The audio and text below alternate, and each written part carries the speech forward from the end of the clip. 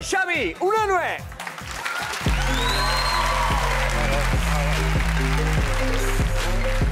Gabon, Unanue. Beldurra ematen du kotxean, Zuke bai, pertsonan. Ja, amigo! Torri, Bai, Xavi, guk momentuz ikasi dugu hitza. Bai. Hortik hasi gara. Nola esaten da inglesez? Chromecast. Chromecast. Edo euskaraz, Chromecast. Chromecasta. Zer da Chromecasta, Xavi? Hauxe.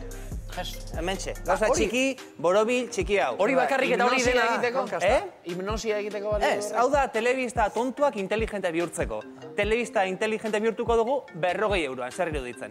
Jesus, merke. Inteligentzia merke Ofertan saltzen. balima dago 20. Inteligentzia merke saltzen dela. Hori personentzako ere badago? Zertako? Personentzako.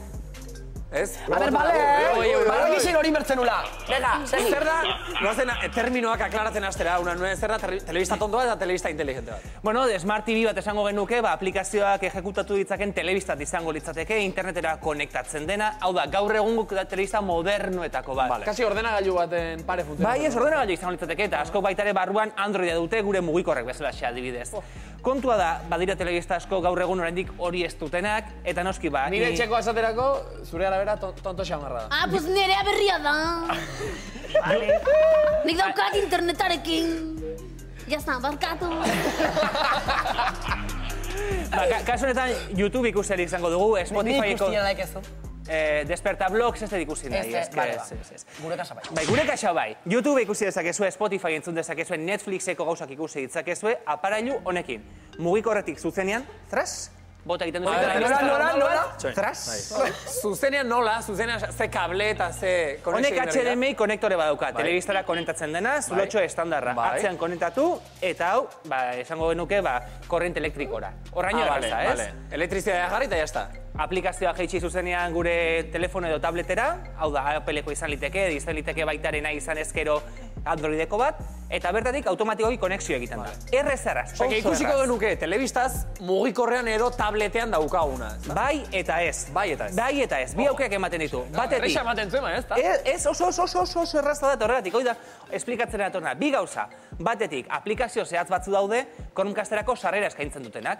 Netflix izan dudana, YouTube, hauek, zuzenean daukate botoitxo bat, telebistat eta uinekin. Botoiari eman, eta gu nahi dugun eduki hori azalduko da telebistan.